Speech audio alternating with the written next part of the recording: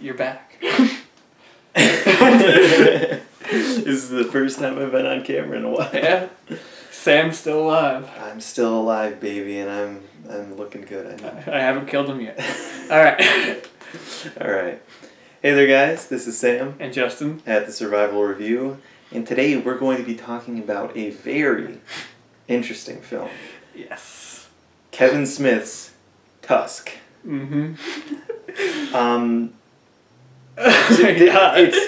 We've been looking forward and dreading this review. Yes. Just because it's very difficult to review. Yes. The entire movie, if you don't know, started off as a joke on Smodcast, which is Kevin Smith's podcast. Started off as a joke that just became a feature-length film. Movie. And the plot of the movie, if I guess it's like it was like vaguely as I can without revealing things, is that Justin Long plays a podcaster who goes to Canada to interview this person who did this really popular viral video, and then that doesn't work out, but he finds this letter from this really interesting old man who wants like somebody to stay in his house, but also has really interesting stories to tell him. So Justin Long goes to check that out, and the guy ends up having different plans for Justin Long that involves a walrus, and exactly. That's all we'll say. That's all we can say about the plot. That's all we can say. If you watch the trailers really don't give away much at all. Yeah. The trailer, I think there's only like one trailer, but yeah. So that's actually, that never happens. You can tell this movie wasn't made by Sony. Exactly. Because that trailer gave away like nothing, so. That was great. The whole last half of this, I don't think like anything from the last half of this movie is in the trailer. Exactly. So, it's really crazy. Yeah, it's awesome. And so this movie is just, it's bizarre. It's very bizarre, very crazy, creepy, very like ridiculous. Absolutely ridiculous, completely over the top insane. But we really liked it. I did. Some of my actual problems with the movie were that, like, sometimes the tone was a little inconsistent. Sometimes I can totally agree with that. Sometimes it was extremely goofy, and the next scene, or even like next end half of that scene, it was really serious. Yeah. You're like, oh, okay, serious. And it's really weird because the movie, the plot sounds like something that's not meant to be taken seriously at all. And at some parts of the movie, you don't take it seriously. But then, like, there are very, like, emotional scenes. Yeah. Like, strangely emotional. Yeah, like, the way the tone of this movie is, the first half of the movie is, like, horror comedy. It has goofy moments, and some of the comedy kind of falls flat. It didn't really work too well. But there's some really creepy moments when Justin Long first meets Michael Parks. That's the guy who plays the bad guy. When you first meet him, like, there's some really creepy moments in there.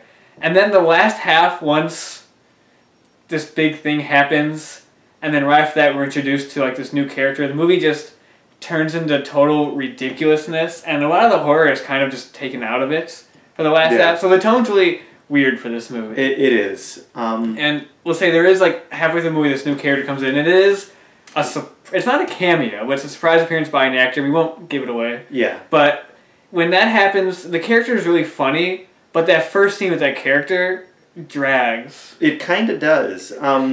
His character, it's weird. He's funny, he almost feels a little bit out of place. Yes. Or it almost felt like Kevin Smith is like, he just was too afraid to tell him to stop ad-libbing. Exactly. So he just let him keep going.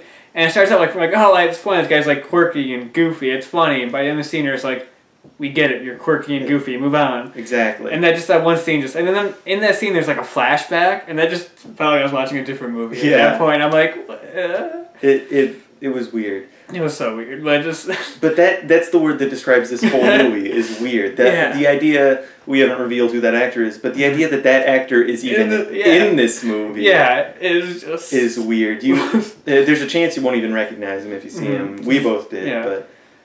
I say the best way to describe this movie is what our friend Brian did at the end of the movie. Right as the credits start, for the first 5 minutes of the end credits, he laughed uncontrollably in disbelief. Exactly. He just didn't stop laughing. Going into the movie, we knew very little about it. and we didn't know what to expect, but the small things that we did expect, this was way beyond it. Yeah. They like expanded upon all the stuff we expected. Yeah. It took it to whole different levels. And it's worth checking out for sure. Definitely worth checking out. If there's one thing I could say, it's that I constantly, the past couple days, we saw it 2 days ago. Yeah. The past couple days, I keep thinking about it. Exactly. It sticks with you because it's just so different. Yeah, actually, yesterday at school I walked past our friend Brian, and the only thing he said to me was, "I can't stop thinking about the walrus." Exactly.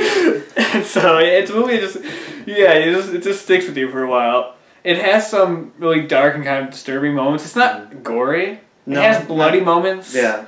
But it's not overly gory. There's some good horror elements. Like, Kevin Smith is actually a pretty good horror director. Definitely. Which is surprising for Kevin Smith. With this and Red State, I think he's really proven that he can direct horror really well. Mm-hmm. I do say some of his writing has gone down a little. It's not as smart or as witty. A lot like that's kind of a lot of the beginning. It's kind of that like witty banter and stuff like that Kevin Smith does best, but it didn't hold up that well. Yeah, it wasn't as great as we come to expect from Kevin Smith from his other films. Yeah, but it was very good. Yeah, it was actually a well directed movie. Definitely. The acting is great. Yeah, definitely. Justin Long did really well. Yeah. He's not a likable character at all. No. But he plays that dick character really well. Yeah, and even in the dramatic stuff, he was good too. Very. And then the guy who steals the show is Michael Parks. No doubt. He was great. And just like he was great in Red State, he's fantastic he's in this. He's a great. He really needs to be in more movies. Absolutely. And be more recognized because he's a great actor. Exactly. Even then, everybody else in the movie, I like Justin Long's girlfriend and his friend and like co-podcasters. They're all good. Who's played by Haley Joel Osment. Yeah, but he's good. Yeah, they're all good. The cast all works. It's definitely all really good. This movie is definitely original. It's very original. Very so out there. So crazy. Definitely. Now, our out of 10 rankings has been something that both of us have been thinking about. I don't think, has even decided yet. Not yet. Not yet. I'm going to give the movie an 8 out of 10. I think it does have its flaws. It's not perfectly written, but the thing is, the whole thing was a joke anyway. Yeah. So it's just one of those things where you got to take it with a grain of salt and not take it completely serious, even though at some points it feels like it's meant to be taken seriously. So I'm going to give it an 8 out of 10. It was extremely entertaining, and I do highly recommend it, but it was by no means a perfect movie. No, I'd go in the 8s, definitely. I think I'd stick with an 8 out of 10. Just, I don't know, like, an 8 out of 10 because, like, I had flaws, but there's so many, like, other great moments in the movie that just, like, 8 out of 10 seems low since this is such a memorable movie. Yeah. That's what feels weird about the score. I was thinking about doing a 9 out of 10, but it's just a combination of so many memorable moments making it, like, a really entertaining movie, but then it has its flaws. I'll go 8.5. Going 8.5? I'll go 8.5. I'm going to stick with 8. That's kind of in the middle there. Yeah, 8.5. Because it's a crazy movie. It really is a crazy movie. Definitely check it out if you can. I mean, it's not a big, huge release, so not all the theaters are going to be playing it. I was talking to a few friends of mine that live other places in the country, and I don't think 2 of them had it playing anywhere near them. Yeah, but if it is... Yeah, if you have a way to see it, definitely go and see it. It's worth it. And that's Tusk. That's Tusk. Wow. Just wow. Exactly. So thank you for watching the video, you guys, and we'll see you later.